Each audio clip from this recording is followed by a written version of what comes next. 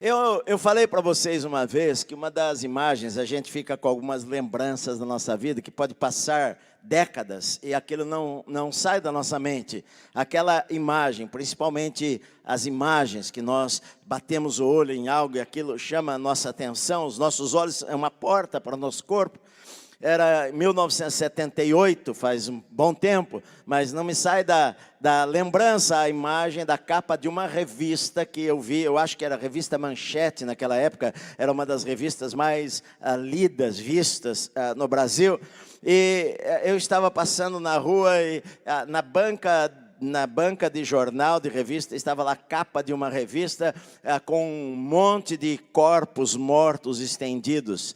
E aí a notícia era aquela sobre o Jim Jones, aquele suicídio coletivo de pessoas lá nas Guianas, mais de 900 pessoas, quase 1000 pessoas que se suicidaram, se mataram por acreditarem no seu líder, que um dia foi um pastor, que se chamava pastor Jim Jones. Esse pastor, na verdade, ele chegou a ter uma grande igreja nos Estados Unidos. A sua igreja chegou a ter mais de 20 mil membros, era uma igreja muito grande. Enfim, era uma dos braços da Assembleia de Deus. Ele andou com alguns evangelistas muito conhecidos da época, do movimento de cura na década de 50, enfim, que houve um movimento muito forte de cura nos Estados Unidos, e ele andava com alguns dos evangelistas mais conhecidos daquela época, e isto fez com que ele ficasse conhecido. Mas ao longo dos anos ele foi perdendo a direção, na verdade, da sua vida, a direção de Deus, foi se tornando extremamente dominador e acreditando em algumas doutrinas erradas, até que terminou desta maneira trágica, porque eles fugiram, foi embora dos Estados Unidos, na promessa de uma terra prometida, um lugar onde nós poderíamos viver em comunidade, onde os cristãos poderiam viver de uma certa forma longe do mundo, numa comunidade isolada, e muita gente mudou-se para lá com ele, e só que quando o governo americano mandou um senador lá para investigar, junto com algumas pessoas, investigar o que acontecia ali, por denúncias de pessoas que queriam sair da comunidade, mas eram impedidas de sair da comunidade. Quando aquelas autoridades americanas saíram dali, eles foram mortos a tiros por pessoas lá do grupo dos irmãos, e então o Jim Jones se suicidou, todas as pessoas que estavam lá, incluindo crianças, e quase 1000 pessoas se suicidaram através de um veneno que continha cianureto e algumas coisas assim. E quando a polícia chegou naquele lugar para fazer as investigações do assassinato das autoridades americanas, encontraram ali centenas de corpos, e aquela foto se espalhou pelo mundo inteiro e foi capa das revistas no mundo inteiro. O que aconteceu com aquele homem lá, que um dia, com certeza, tinha o desejo de servir a Deus, A Bíblia fala, e Jesus já nos alerta lá no Sermão do Monte sobre os falsos profetas. Jesus, ele fala lá em Mateus, acautelai-vos dos falsos profetas que se vestem como ovelhas. Ou seja, você não, aparentemente, quando você olha para a figura deles, a grande maioria destas pessoas, elas não se parecem com o lobo ou com o diabo. Elas têm cara de ovelhas, elas se parecem com ovelha, e você pode chegar a acreditar que elas são ovelhas de Deus. Paulo em Atos capítulo 20, quando ele vai se despedir dos irmãos lá de Éfeso, ele ora na praia com eles, ele fala assim: olha, eu sei que depois da minha partida entrarão no vosso meio lobos vorazes para devorar o rebanho do Senhor. Sempre eles falaram sobre isso daí. O apóstolo Pedro, ele fala também em 2 Pedro, que assim também haverão entre vós falsos mestres que vão aparecer. Agora, Jesus, ele falou sobre falsos profetas, as cartas de João falam sobre falsos mestres, e o anticristo queria aparecer, e Pedro fala, olha, vai haver entre vocês falsos mestres Agora, quando a gente lê esta pequena carta de Judas, Judas fala o seguinte: eles chegaram, eles estão entre nós, eles fazem parte da igreja nominal. Então, Judas ele faz um alerta para a igreja. Ele, na verdade, ele iria escrever sobre um assunto, ele ia escrever sobre a salvação que todos nós temos em comum, mas, de repente, quando ele se senta para escrever, ele é impelido pelo Espírito Santo, ele sente a necessidade de fazer um alerta aos irmãos com relação aos falsos profetas, falsos mestres que estavam agora dentro da igreja.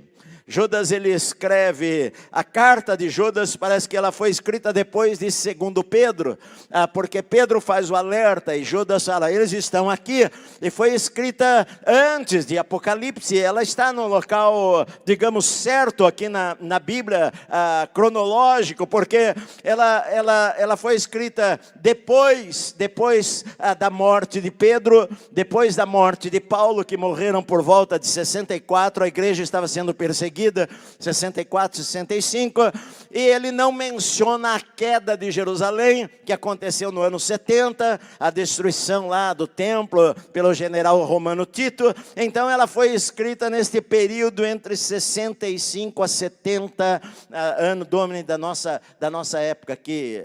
Ano domini não é DC, mas ano domini eu não vou explicar agora, mas digamos, anos 70 mais ou menos da nossa época aqui. Agora, quem foi este homem chamado Judas? Porque alguém pode ler aqui e falar o seguinte, nossa, mas Judas escreveu uma carta? Que coisa, e está na Bíblia, e a gente lê a carta de Judas, que coisa. A Bíblia, na verdade, ela fala sobre vários Judas. Judas era um nome comum naquela época. Judas, ele era um nome comum que ele veio da palavra Judá em hebraico, que significa louvor. Então, ele era um nome comum, por exemplo, porque havia um dos heróis de Israel, era da família dos Macabeus, Judas Macabeu, que lutou lá contra os gregos, enfim, que profanaram o templo em Jerusalém. Eles eram considerados heróis. Então, aquilo por décadas, muitas crianças que nasceram, o papai e a mamãe colocavam o nome dele de Judas, ou no hebraico Judá, que significa louvor, adoração a Deus, louvor a Deus. Então era um nome comum, e a gente vê na Bíblia vários Judas na Bíblia. Nós vemos 2 dos apóstolos se chamavam Judas. Um era chamado, e em sequência é colocado o nome de Tadeu, que seria Judas Tadeu, e o outro era Judas Iscariotes, que traiu a Jesus. Eram 2 dos apóstolos. Agora, fora esses 2 dos apóstolos, a Bíblia também, ela fala no capítulo 9, quando Paulo estava na cidade de Damasco, lá, ele se converteu, estava sem enxergar, o Espírito Santo falou para um homem chamado Ananias, diz assim para ele, Ananias, vá até a rua chamada direita, na casa de Judas, lá você vai encontrar um homem chamado Saulo, que ele está orando. Ou seja, nós encontramos aí um terceiro Judas, que morava na rua direita, e que Paulo, quando se converteu, estava na casa dele. A Bíblia também fala em Atos 15 de um outro Judas, fala que quando a igreja de Jerusalém se reuniu para decidir o que eles iriam falar com os não-judeus, o que os não-judeus, como eles deveriam viver, então eles decidem que eles deveriam tomar umas decisões, e eles escrevem uma carta, Tiago, Pedro, enfim, escrevem uma carta e mandam através de um homem chamado Judas Barsabás, com Silas, para acompanhar a Paulo e a Barnabé para levar essas cartas. Então, em Atos capítulo 9, em Atos capítulo 15, nós encontramos outros 2 Judas. Mas não é nenhum desses daí. Por que nós sabemos? Porque ele se identifica aqui no primeiro versículo. Judas, servo de Jesus Cristo e irmão de Tiago. Irmão de Tiago. É interessante que quando dá a relação lá dos apóstolos e fala de um Judas, coloca lá irmão, algumas versões trazem como irmão, mas a palavra é filho. Então você vai ver que este Judas Tadeu, o pai dele se chamava Tiago também. Mas aqui esse Judas se identifica como irmão de Tiago. E Tiago, o homem mais conhecido da igreja naquela época, era Tiago, irmão de Jesus. Era Tiago que se tornou líder da igreja em Jerusalém. A gente vê no livro de Atos que quando a igreja, o concílio da igreja, a liderança da igreja em Jerusalém se reúnem para tomar uma decisão, a última palavra foi de Tiago. Tiago é que fala lá, olha, vamos fazer assim e assim.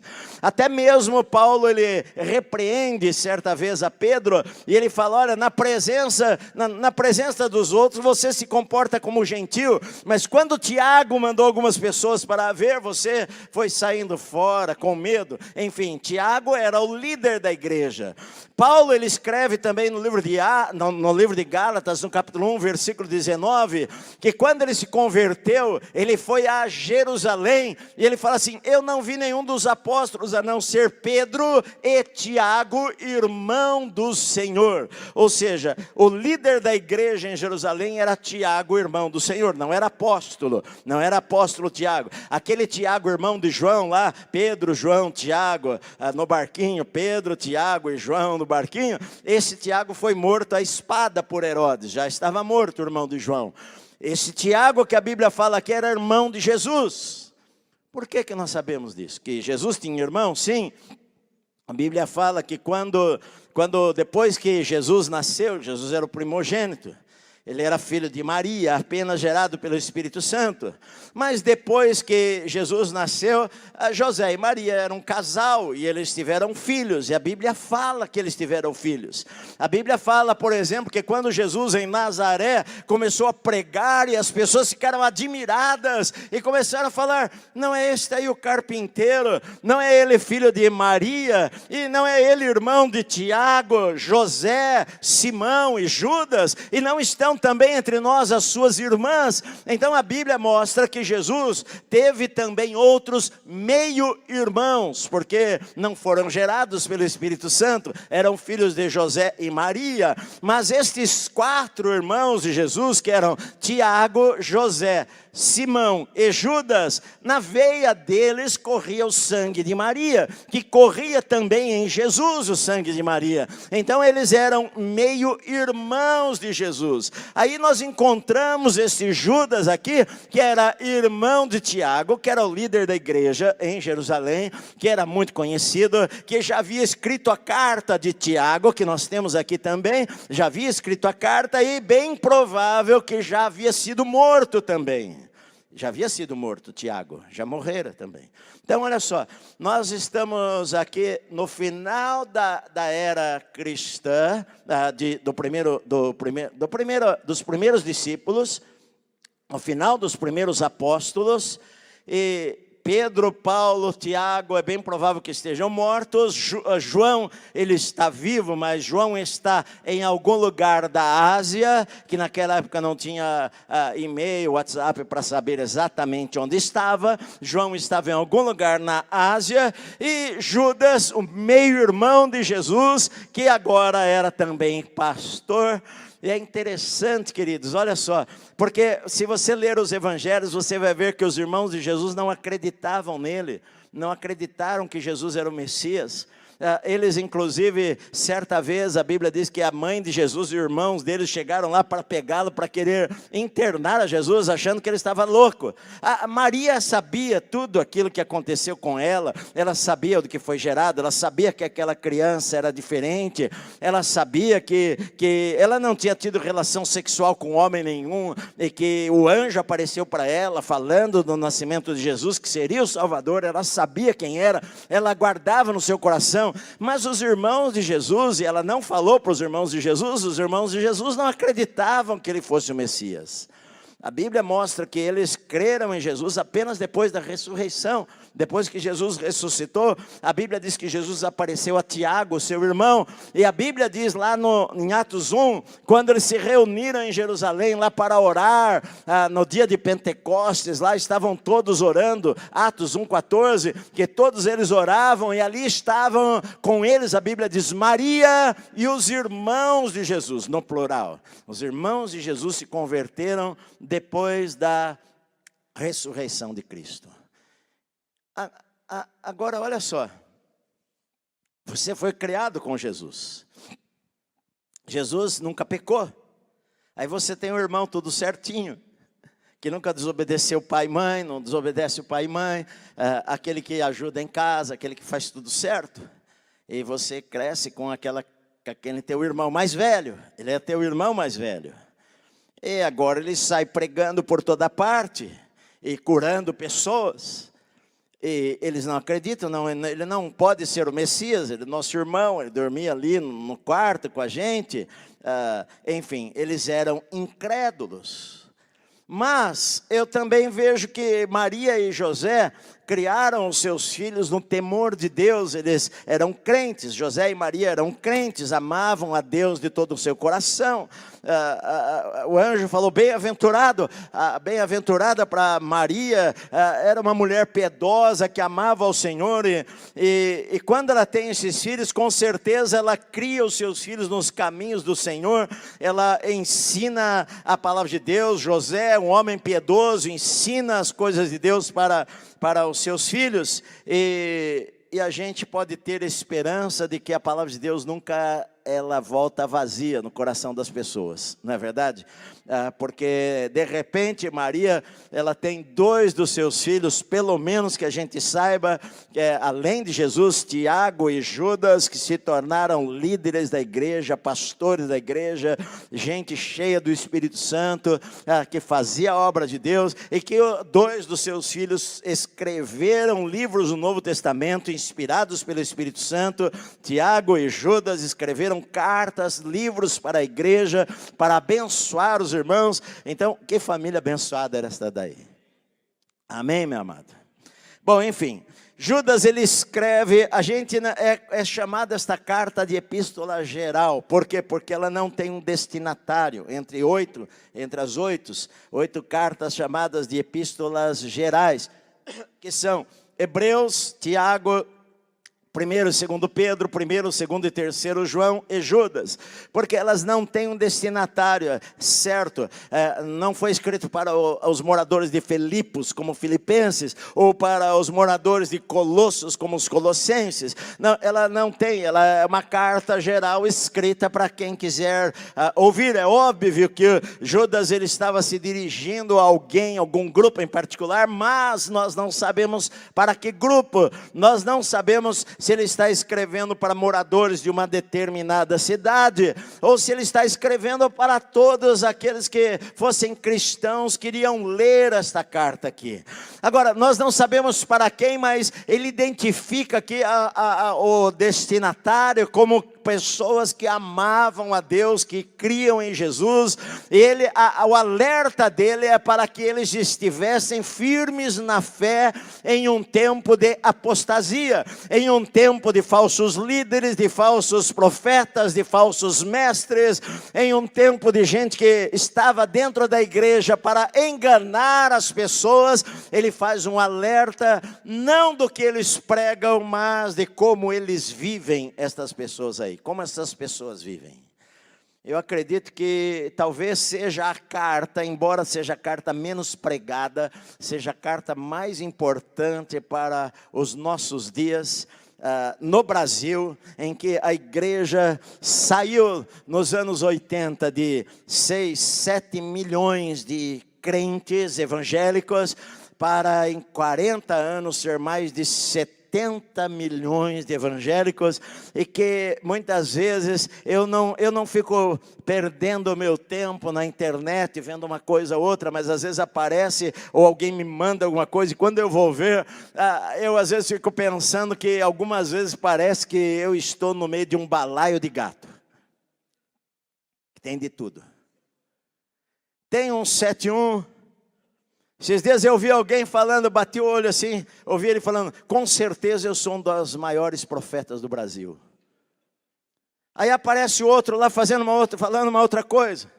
E aí na época de internet, em que se você escrever um livro e vender uma quantidade de cópias, você se torna um popstar gospel. Você se torna uma pessoa a quem os outros vão te ouvir. Não interessa o que você ensine. Se você de repente começa a trabalhar com redes sociais e tem aí 1 milhão de seguidores, pronto, a crentaiada ouve aquela pessoa como se fosse um dos apóstolos da igreja, e a pessoa surgiu assim, de repente, em 1 ano se tornou popular e às vezes nem conhece a Bíblia direito. É engraçado porque até mesmo apareceu para mim entre ontem e hoje, acho que estão querendo que eu aprenda a pregar, porque apareceu para mim o seguinte: agora vai ser mais fácil para você.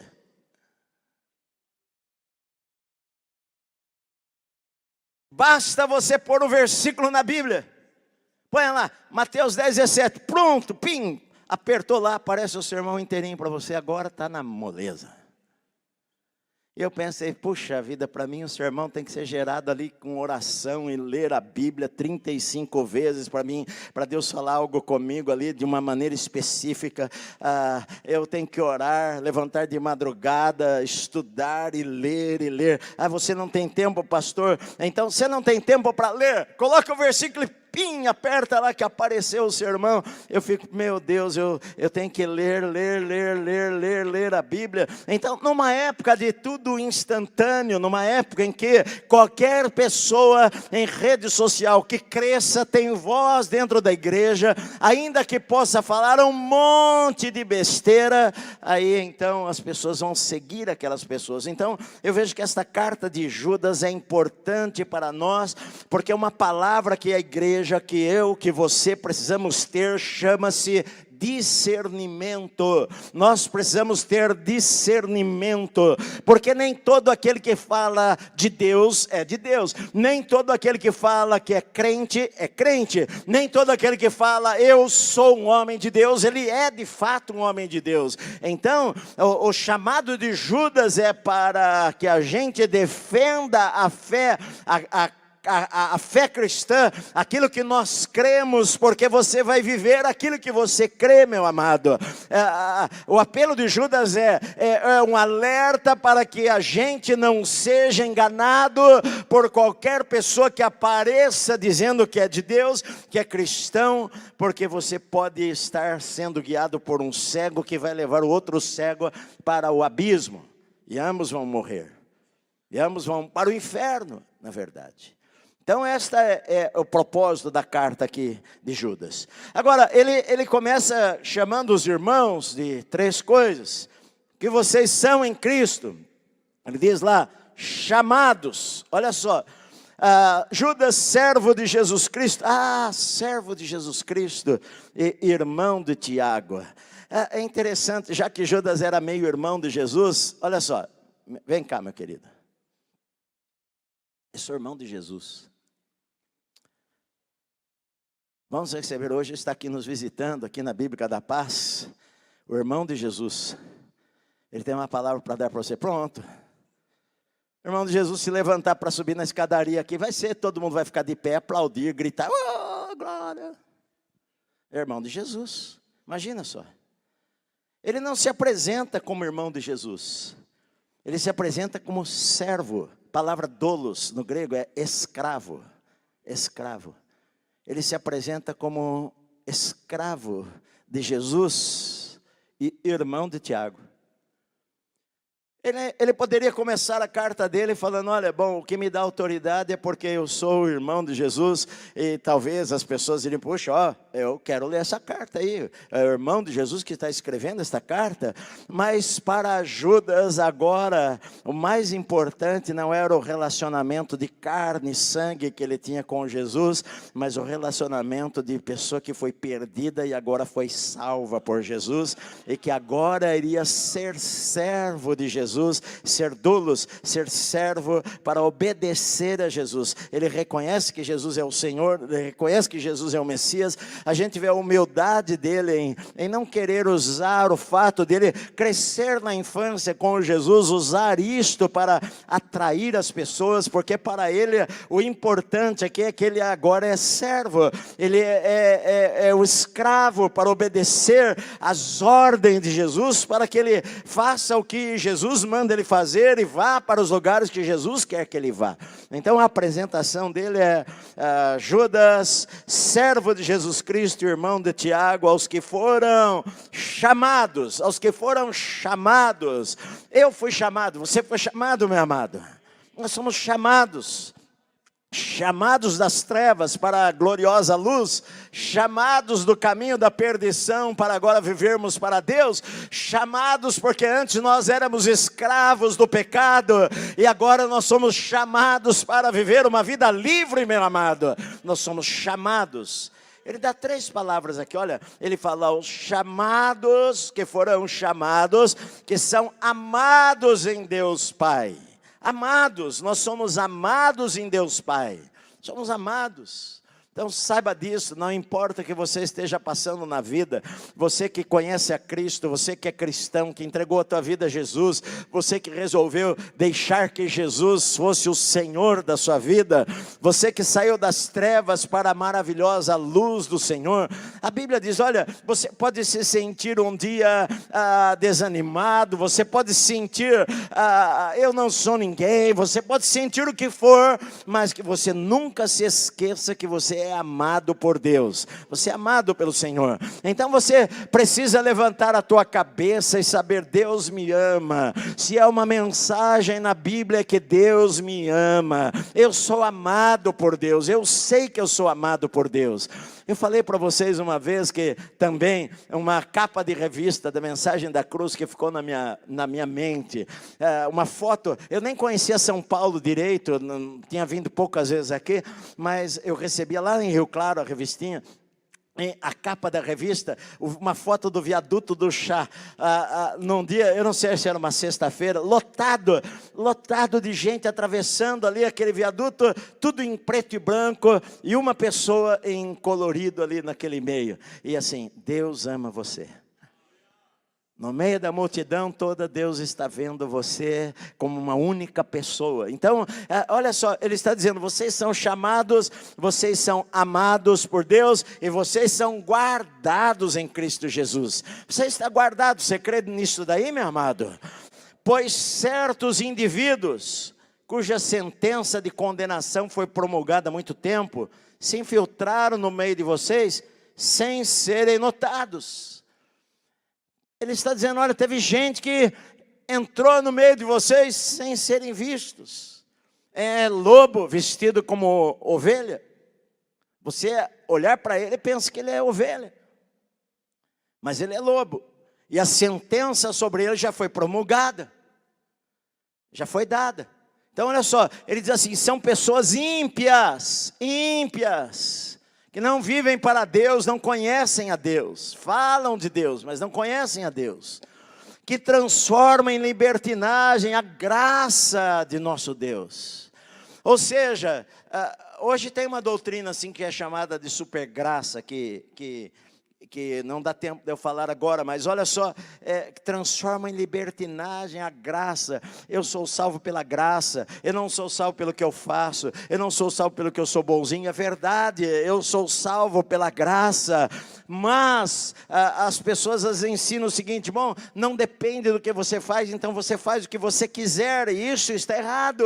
Quando a mulher prostituta lá, adúltera, chegou diante de Jesus, Jesus falou para ela, vai e não peques mais, vai, não peques mais. Então, olha só, não é que você vai continuar vivendo como você vivia antes. Você não vai continuar vivendo como você vivia antes. Esta graça é falsa.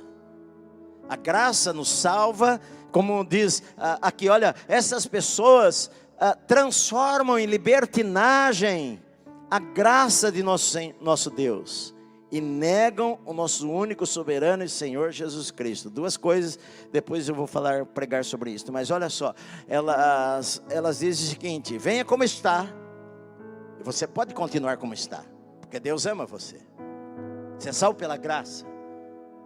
Então hoje tem igrejas, e por aí inclusivas. Venha como está, Deus ama você, continue como está. E é um engano, porque essas pessoas vão morrer e não são salvas. Nós estamos num processo de transformação. Eu sou perfeito? Não sou. Você é perfeito? Não é, mas você quer acertar. Você não está conformado quando você peca, não é verdade? Se você ama a Deus e você peca, você não fala assim: não tem problema não, isso não tem importância nenhuma, eu vou continuar mentindo mesmo, porque Deus me ama da mesma maneira. Eu não sou salvo porque eu não minto mais, eu sou salvo pela graça, então não tem problema de eu mentir. Se você vive assim, a tua consciência está cauterizada, porque o pecado nos incomoda, porque nós temos o Espírito Santo agora dentro de nós. Então, se um pregador falar para você que, olha, você é salvo pela graça, sim, você é salvo pela graça, mas depois que você é salvo pela graça, se você realmente é salvo, você quer viver para Deus agora, você quer rejeitar o pecado na sua vida.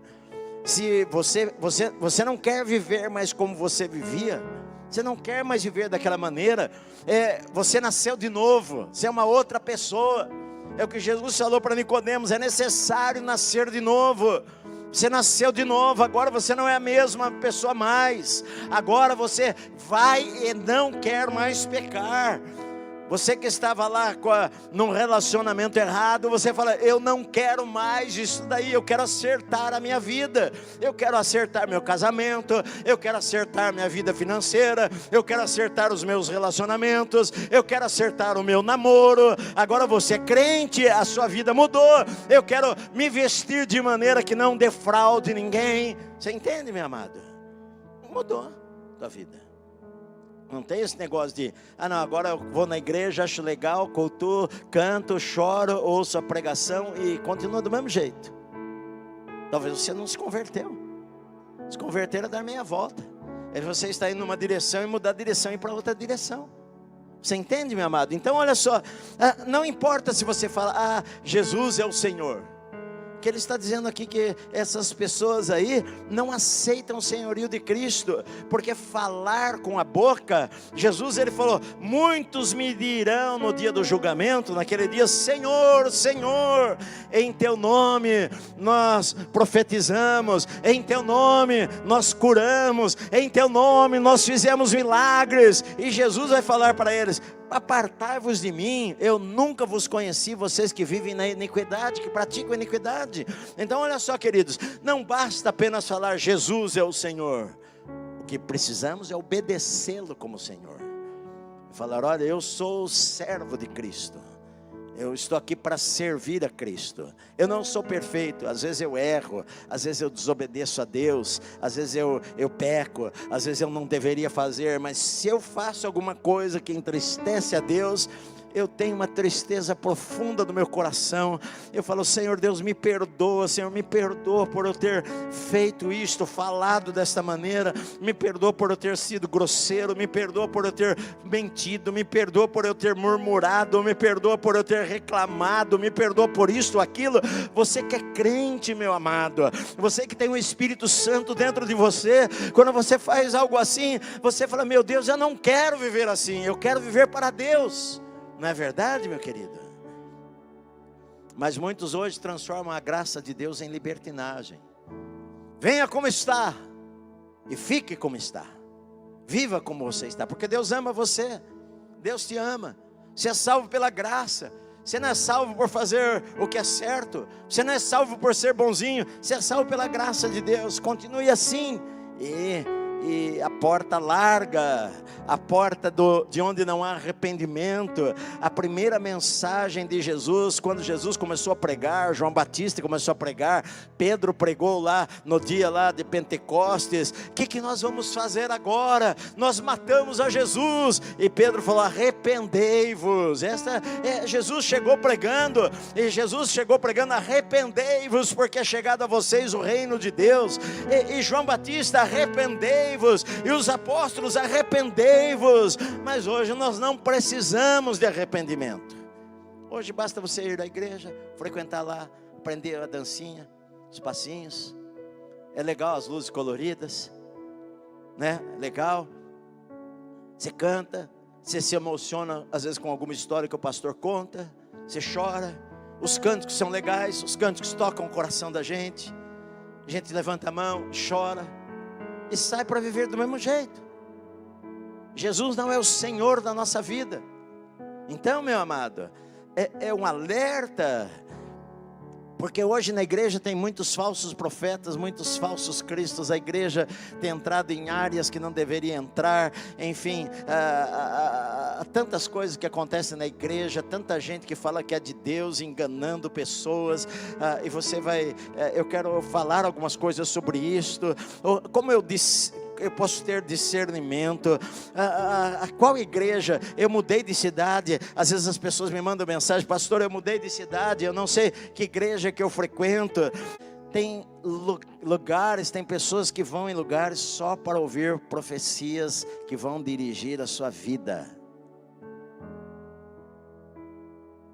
Pessoas que combinam com gente para dar RG, coisa assim, documento. Deus está me revelando para controlar a vida das pessoas. São enganados. Está cheio de gente sendo enganada por falsos mestres, falsos líderes, falsos pastores. Então, a carta de Judas é séria,